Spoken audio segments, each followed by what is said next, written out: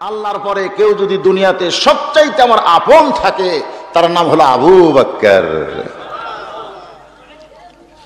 গরম গরম সাহাবী আছে না নাই? এরা ওমর ফারুকের দলে যোগ দিয়ে বলতেছে, ওমর ফারুক ভাই আপনিও যা আমরাও তাই, কারণ রাসূল মরে গেছে এ কথা কোনোদিন বিশ্বাস করা যায় না। আগে ছিল দুইজন, এখন হয়েছে কয় দল? জোরে কোন কয় দল? না না, এখন কিন্তু দুই দল হয়ে গেছে, এক দল আবু বকরের আর এক দল ওমরের। এমন সময় আবু যার গিফারি বললেন, আমরা আবু বকরের দলেও যাব না, আমরা ওমর ফারুকের দলেও যাব না, আমরা যাব হযরত আলীর দরবারে। দল বাড়তেছে না কমতেছে? যারা কোন বাড়তেছে না কমতেছে? কত দল বাংলাদেশে? জোরে কোন কত দল? হিসাব নাই।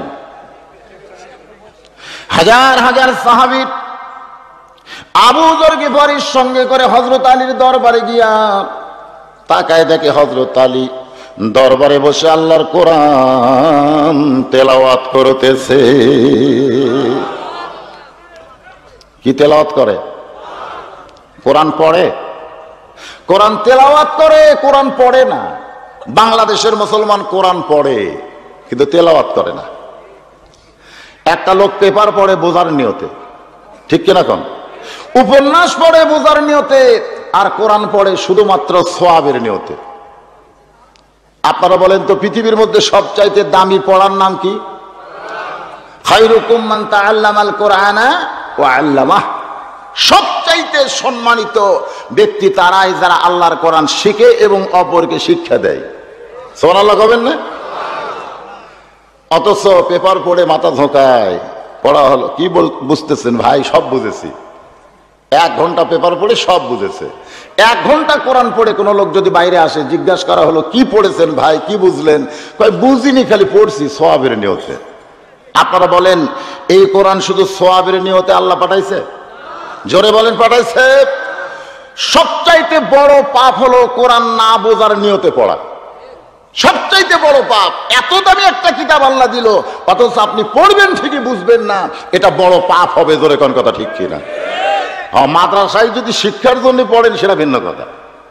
আপনি শিখেন নাই তখন পড়েন, প্রতি অক্ষরে 10 নেকি পাবেন। কিন্তু সারা জীবন খালি পড়েই যাবেন কিন্তু কোরআন কি বলে এটা বুঝবেন না, এটা মস্ত বড় পাপ হবে। জোরে কোন কথা ঠিক কিনা? যেটা আমাদের বাংলাদেশে চলতেছে। সারা জীবন বেটা কোরআন পড়ে নাই, মরার পরে ওর লাশের কাছে মৌলবি মুন্সিরা 3 খতম কোরআন পড়ে কয় রব্বানা যালামনা। আল্লাহ কয় যতই দোয়া করো কবুল হবে না, কারণ মানুষ মরে গেলে কোরআন খতম দেওয়ার জন্য দুনিয়াতে প্রেরণ করা হয় নাই। মরা মানুষের জন্য কোরআন না, কোরআন হলো জীবন্ত মানুষের জন্য। জোরে কোন কথা ঠিক কিনা? যেই লোকটা সারা জীবন কোরআন পড়ে নাই, ওর লাশের কাছে কোরআন খতম যারা দেয় এদেরকে আল্লাহ আটকায় দিবে। জোরে কোন কথা ঠিক কিনা? ইয়ার কি মারার জিনিস কোরআন নয়। ভাইজান, হযরত আলী কোরআন তেলাওয়াত করতেছে। আবু যর গিফারি বলে, আলী ভাই খামাখা কোরআন তেলাওয়াত করে কোনো লাভ নাই। খামাখা কোরআন তেলাওয়াত করে আপনি কি করবেন? কারণ বাহিরে নবী নিয়ে গন্ডগোল শুরু হয়েছে। যেই নবীর উপরে আল্লাহ কোরআন নাজিল করেছে সেই নবী নিয়ে গন্ডগোল চলতেছে। একদল বলতেছে নবী মারা গেছে, দাফন করব, আর একদল বলতেছে নবী ঘুমের মধ্যে আছে। ওমর ফারুকের দল বলতেছে নবী ঘুমের মধ্যে আছে, আর আবু বকরের দল বলছে নবী মারা গেছে, দাফন করা লাগবে। আর আপনি খামাখা কোরআন পড়ে লাভ নাই। আপনারা বলেন তো কোরআন কি আমরা খামাখা পড়ি নাকি? এখন যদি কেউ দাঁড়িয়ে বলে হুজুর খামাখা ওয়াজ করে কোনো লাভ নাই, আমি বললাম কেন লাভ নাই? বলে হুজুর আমি এশার নামাজ পড়ে ঘরের মধ্যে গিয়ে দেখি আমার বউ কি, আমি নামাজ পড়লাম মসজিদে আর বউ খামাখা ওয়াজ করে লাভ কি? কোন খামাখা ওয়াজ করে কোনো লাভ আছে? আজকে বাংলার প্রত্যেকটা মুজাহিদ স্বামীদের বলবো, ঘরের মধ্যে আল্লাহর কোরআন থাকবে, সেই ঘরে টিভি থাকবে, জি বাংলা চলবে, আর ভারতের পূজার বাদ্য বাজবে।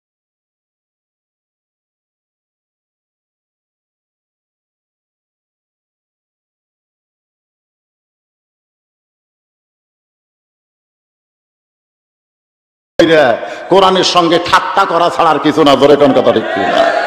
আসুন, কোরআনের 114টি সূরার মধ্যে একটা সূরার নাম হলো সূরা মুলক। সেই আপনাদের সামনে দুটো আয়াত তেলাওয়াত করেছি।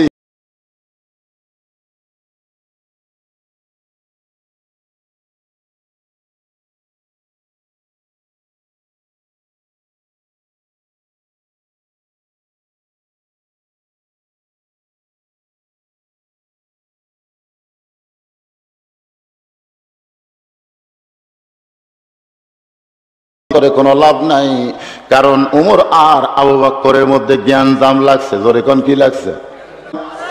মসজিদে মুয়াজ্জিন আযান দিলে আওয়ামী লীগের মধ্যে যারা নামাজ পড়ে ওদের কি ভিন্ন মসজিদ আছে? বিএনপির মধ্যে যারা নামাজ পড়ে এদের কি ভিন্ন মসজিদ আছে? যুদ্ধ অপরাধী জামাত ইসলাম যারা নামাজ পড়ে এদের কি ভিন্ন মসজিদ আছে নাকি? তাবলিগ পীর মুরিদের জন্য আলাদা কোনো মসজিদ আছে? মুয়াজ্জিন একজন আযান দিল, আওয়ামী লীগের মধ্যে যারা নামাজ পড়ে ওরাও মসজিদে রওনা দিল। জোরে কোন ঠিক কিনা? বিএনপি, জামাত, জাতীয় পার্টি যারাই নামাজ পড়ে তারা মসজিদের মধ্যে ঢুকতেছে। আপনারা বলেন তো, আওয়ামী লীগ কোন পায়ে ঢোকে? বিএনপি কোন পায়ে? জামাত কোন পায়ে? তাবলিগ কোন পায়ে? এক এক দলের জন্য এক এক দোয়া না সব দলের এক দোয়া? আওয়ামী লীগ ক্ষমতায় আছে বলে সামনে কাতার, বিএনপি বড় দল বলে দ্বিতীয় কাতার, জামাত ইসলাম যুদ্ধ অপরাধী তৃতীয় কাতার, আর জাতীয় পার্টি কখন কি যে কয় আর জন্য 4 নম্বর কাতার নাকি? এইরকম কোন মসজিদ আপনারা দেখছেন? বরং আওয়ামী লীগের কাছে বিএনপি, বিএনপির কাছে জামাত, জামাতের কাছে জাতীয় পার্টি। কোন সময় আওয়ামী লীগ যদি 4 আঙ্গুল সামনে যায়, জামাত ইসলাম টান দেয় বলে লাইন তাই। জোরে কোন কথা ঠিক কিনা? আজ পর্যন্ত কোন আওয়ামী লীগ কি ঘুতা মারছে তুই যুদ্ধ অপরাধী তুই আমারে টানিস কেন? কারণ আওয়ামী লীগও জানে, বিএনপিও জানে, জামাতও জানে, সমস্ত দল জানে মসজিদ আল্লাহর ঘর, এখানে কোনো রাজনীতি চলবে না, সকলকে একমতে থাকতে হবে। জোরে কোন কথা ঠিক কিনা? আপনারা বলেন তো, মসজিদের মধ্যে এক দল আর বাইরে 14 দল আর 20 দল, এটা কেন? এইটা আমাদের জানতে হবে আল্লাহর কোরআন থেকে। জোরে কোন কথা ঠিক কিনা? কারণ ওয়ানুনাজ্জিলু মিনাল কোরআনি মা হুয়া শিফাউ ওয়া রাহমাতুল লিল মুমিনিন। এর বাংলা স্লোগান আছে, আমি যেই দিব আপনারা ওয়া শুনবেন কি শুনবেন না এটা আমি বুঝবার পাবো। সব সমস্যার সমাধান। বিশ্বাস করেন, আমাদের কাহালুর 2 মেয়ে মানুষ ঝগড়া করলে 1 টাকা ধরে শোনা যায়। হাই রে, আমাকে বগুড়ার মেয়ে মানুষের গলা ভাই, ঝগড়া করলে কোয়ার্টার কিলো দূর থেকে শোনা যায়, আর এতগুলো মরদ মানুষ। হায় হায়, আপনাকে মুগুত কি কেউ লাগাম মারছে নাকি? যেরকম মারছে। আজকে বাংলাদেশের হক স্লোগান দিবার চায় না, আজে বাজে স্লোগান মারে। কোরআনের পক্ষে স্লোগান দিবেন, আমি যেই বলবো সব সমস্যার সমাধান, আপনারা বলবেন দিতে পারে আল কোরআন। বলতে পারবেন? সব সমস্যার সমাধান এখানে ফেরেশতাই চমকে উঠছে। এত বড় স্লোগান দিচ্ছেন, ফেরেশতা চমকে উঠে আল্লাহকে বলে, আল্লাহ, নীলফামারীর জায়গার নাম হলো সোনারাই কুটির পাড়ে তোমার হাজার হাজার বান্দারা তোমার কোরআনকে সব সমস্যার সমাধান ঘোষণা করেছে।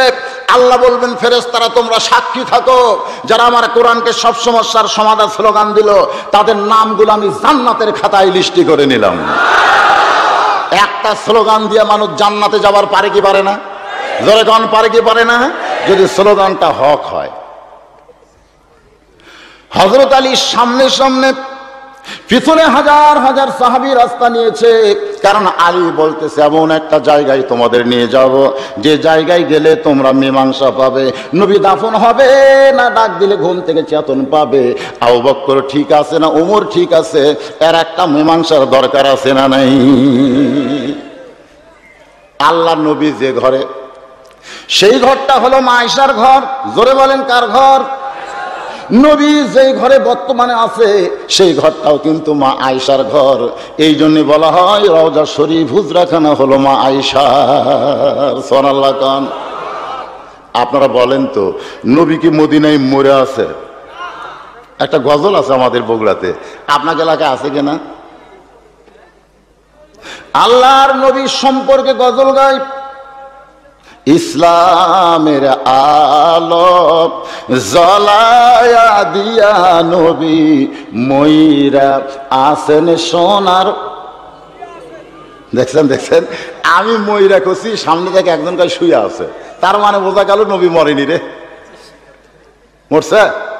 তাহলে গলা ছাইড়া বলেন, ইসলামের পতাকা উড়ায়া দিয়া নবী ঘুমায়া আসেন সোনার মদিনায়।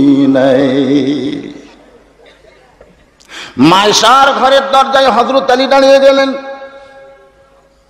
আবু যার গিফারি বলে, আলী ভাই এই দরজায় দাঁড়ানোর কারণ কি জানতে চাই? আলী বলতেছে, মীমাংসার দরকার ভাই, এই জন্যই আয়েশার ঘরের দরজায়। নবী ঘরের মধ্যে আছে, নবী বিদায় নিছে না ঘুমের মধ্যে আছে, এটা ঘরের মধ্যে ঢুকলি বোঝা যাবে, বাইরে থেকে চিল্লাচিল্লি করে লাভ নাই। তোমরা যারা বড় ইসলামের রাজনীতি নাই, তোমরা আসো আল্লাহর কোরআনের ভিতরে, জোরে কোন কথা ঠিক কিনা? বাইরে থাইকে গলা বাঁধাও কেন? আল্লাহর কোরআনে আসো, তাবারাকাল্লাযী বিয়াদিহিল মুলক ওয়া হুয়া আলা কুল্লি শাইইন কাদির। গোটা পৃথিবীর রাজত্ব কর্তৃত্ব মালিকানা কার হাতে? সমস্ত ক্ষমতার মালিককে। বেজে গেল এইখানে। একজনের নাম হলো ইয়াজিদ, জোরে বলেন নাম কি? নাম শুনছেন? ইয়াজিদের বাপের নাম কি? মাবিয়া, জোরে বলেন নাম কি? আর একজনের নাম হলো হোসাইন, জোরে বলেন নাম কি? বাপের নাম কি? হযরত আলী। দেখেন দুই ধরনের বাপে ভালো। হযরতে মাবিয়া ছিলেন কাতিবে ওহী, আর হযরত আলী হলেন আসাদুল্লাহিল গালিব। সুবহানাল্লাহ কোন? এখন যদি আপনাদের প্রশ্ন করি, ইয়াজিদের মায়ের নাম কি? আপনারা কিন্তু শতকরা 100 জন লোক বলবেন পারবো না, কিন্তু যদি প্রশ্ন করা হয় হোসাইনের মায়ের নাম কি, এমন কোন মানুষ নাই যে জানে না। তো আপনারা হোসাইনের মায়ের নাম জানেন, ইয়াজিদের মায়ের নাম জানেন না কেন? ভাইজান, ইয়াজিদের মায়ের নামও জানা দরকার, জানা দরকার আছে না নাই? জোরে কোন আছে না নাই? আজকে আপনারা শোনেন, ইয়াজিদের মায়ের নাম হলো লাইসা বিনতে সাইবা। মায়ের নাম কি? লাইসা, জোরে বলেন নাম কি? ইয়াজিদের নানার নাম হলো সাইবা। আল্লাহর নবীর যে কয়েকটা শত্রু ছিল, তার মধ্যে 2টা শত্রু সকলেই জানেন, উতবা, সাইবা, নাম শোনেন নাই? এই সাইবার একটা মেয়ে, তার নাম হলো লাইসা, 5 জায়গায় বিয়ে দিছে। জোরে কোন কয় জায়গায়? 5 জায়গায় বিয়ে দেয়, স্বামীর ঘর করে না। তো সাইবা একদিন আবু সুফিয়ানকে বলতেছে, ভাই রে, আমার এই মেয়েকে তো বিপদে পড়লাম, বিয়ে দেয় কিন্তু সংসার করে না। আবু সুফিয়ান বলতেছে, আমি কি করব? বলে, তোমার কাছে দুঃখের ঘটনা বলার কারণ হলো তোমার একটা ছেলে আছে মাবিয়া, এই মাবিয়ার সঙ্গে যদি সাইবার লাইসার বিয়া হয়, তাহলে তোমাকে মোটা অঙ্কের টাকা দিব। আবু সুফিয়ান তো লোভিত মানুষ ছিল, লোভে পইরা ছেলের ডিমান্ড নিয়ে মাবিয়াকে বিয়ে করালো লাইসার সঙ্গে। আর লাইসার মাবিয়ার মিলনের মাধ্যমে যে মালটা আইলো, সে মালের নাম হলো ইয়াজিদ। জোরে বলেন নাম কি? ইয়াজিদ কিন্তু এসে বাদশাহী হবার চাইলো। জোরে কোন কথা ঠিক কিনা? আপনারা বলেন তো বাদশাকে, আরো জোরে কোন বাদশাকে? তাবারাকাল্লাযী বিয়াদিহিল মুলক। আল্লাহ বলেছেন, ইন্নী জাইলুন ফিল আরদি খলিফা, আমি দুনিয়াতে খলিফা নির্ধারণ করব, আমাদেরকে খেলাফত গ্রহণ করা লাগবে। জোরে কোন ঠিক কিনা? কিন্তু না, খেলাফতকে বাদ দিয়ে উনি বাদশাহ হবেন। উনি কি হবেন? হোসেন রাদিয়াল্লাহকে বললেন যে, তোমার কোনো টেনশন নাই, তুমি মসজিদের ইমামতি করবা, আর আমি রাষ্ট্রপতি হব। যত ফতুয়া মতুয়া মিলাদ টিলাদ যা আছে সব তোমার কাম, আর রাষ্ট্রের যত কাম সব করবো আমি ইয়াজিদ। হোসেন রাদিয়াল্লাহু বললেন, ইসলামে 2 নেতা হওয়া চলবে না, যিনি রাষ্ট্রপতি তাকেই ইমামতি করা লাগবে। জোরে কোন ঠিক কিনা? ইয়াজিদ বলল, না, টুপি মাথার দিলে আমার মাথা গরম হয়, দাড়ি রাখলে আমার শরম লাগে, এগুলো আমি পারবো না। আজ আমাদের বাংলাদেশে ইয়াজিদি মার্কা শাসন চলতেছে। জোরে কোন কথা ঠিক কিনা? যারা ক্ষমতায় থাকবে তারা আল্লাহ রাসূলকে দরুদ পড়বে, নবীর প্রতি দরুদ পড়ি, নবীর সালাম করি মসজিদের ভিতরে, কিন্তু নবীর সমাজ গড়ার কাজে ওদের দ্বন্দ্ব মনে বাজে। আল্লাহর বান্দার একটু খেয়াল করবেন। আমার আল্লাহ ঘোষণা করলেন, গোটা পৃথিবীর রাজত্ব কর্তৃত্ব মালিকানা একমাত্র কার হাতে? জোরে বলা লাগবে, সমস্ত ক্ষমতার মালিককে। আল্লাহ বললেন, আল্লাযী খলাকাল মাউতা ওয়াল হায়াতা লিয়াবলুয়াকুম আইয়ুকুম আহসানু আমালা। আমি আল্লাহ তাআলা মৃত্যু আর জীবনকে সৃষ্টি করেছি, কেউ বাঁচাতে পারবে না যতই নিরাপত্তা দেখ। আল্লাহ যদি মারে, জোরে কোন ঠিক কিনা? আপনারা বলেন তো, গোটা পৃথিবী শাসন করছে কয়জন? 4 জন ব্যক্তি গোটা পৃথিবীর শাসন করছে। তার মধ্যে একজনের নাম হলো নমরুদ। জোরে বলেন নাম কি? ওই নমরুদের নাকের ভিতরে দিয়ে যখন মাথার মধ্যে ন্যাংরা মশা ঢুকলো, ওই নমরুদ কিন্তু নিরাপত্তা কর্মী বাহিনী ঠিক করলো। জোরে কোন ঠিক কিনা? তোরা শুধু আবার মাথা বাড়াবি, মশা কামলায় না, বাগানদের নিরাপত্তা কর্মী কিন্তু নমরুদের মাথায় বাড়ি দেয়। যতক্ষণ বাড়ি দেয় ততক্ষণ মশা কামড় বন্ধ করে। এক সময় নিরাপত্তা কর্মীর একজন বউ এসে বলতে, স্বামী গো, কি চাকরি কর্মী দিয়া তুমি দুনিয়াতে বাঁচতে পারবা না, কারণ এমন ভাবে আল্লাহ নিরাপত্তা কর্মীরও মন বিগড়াই দিবার পারে, তোমার মরণ থেকে কেউ তোমাকে বাঁচাতে পারবে না। সমস্ত ক্ষমতার মালিক কে? বিশ্বাস করা লাগবে। বিশ্বাস করার দরকার আছে না? না, হ্যাং করেঙ্গে ত্যাং করেঙ্গে, একেবারে সেই রকম গরম। আমাকে চিনিস? আমি কার দল করি? আগামীকাল সকাল 10টায় তোর হাত পাও ভাঙবো রে। ক্ষমতা বান্ধিয়া দিছি, যা লেখায় নেই, সময় বান্ধিয়া দিছে, সকাল 10টায় হাত পাও ভাঙবে। লোকটা বাড়ির যা কান্দে, বউ বলে কান্দো কেন? বলে সকাল 10টায় যা হাত পাও ভাঙবে। বউ বলতেছে দেশে কি বিচার নাই? চেয়ারম্যান আছে, মেম্বার আছে, তাদেরকে বিচার দাও। কেবল সন্ধ্যা বাজে, সকাল 10টা অনেক বাকি আছে, বিচার দাও। স্বামী খালি মুসকে মুসকে হাসার বলে, বউ রে তুই কি বদরুশিদের ওয়াজ শুনিসনি? বলে বদরুশিদ আবার কি ওয়াজ করছে? বলে 3 বছর আম বাগানে চাষ করে বাগানের মালিক দেখতে গেছে জ্যৈষ্ঠ মাসে আম পাকছে কিনা। যায় দেখে ছোট্ট একটা ছেলে গাছের ডালে বসে পাক আম পাড়তেছে আর ব্যাগের মধ্যে তুলতেছে। বাগানের মালিক বলে, আমি খাইনি, আমার বিবি বাচ্চা কেউ খাই নাই, আর তুই আমার কাছে তোর আম পাড়তেছিস, তোর বাপ হোক যা বিচার দিব। ছেলে খালি মুসকে মুসকে হাসে। বাগানের মালিক বলে, হাসিস কেন? বলে, হাসার কারণ হলো বাপ হোক গিয়া বিচার দেওয়া লাগবে না, আমার বাবাও আর এক গাছের চড়ছে। বাগানের মালিক তাকায় দেখে সত্যিই তাই, ওর বাপ খালি আম পাড়ে আর বস্তা ভরায় গাছের নিচে।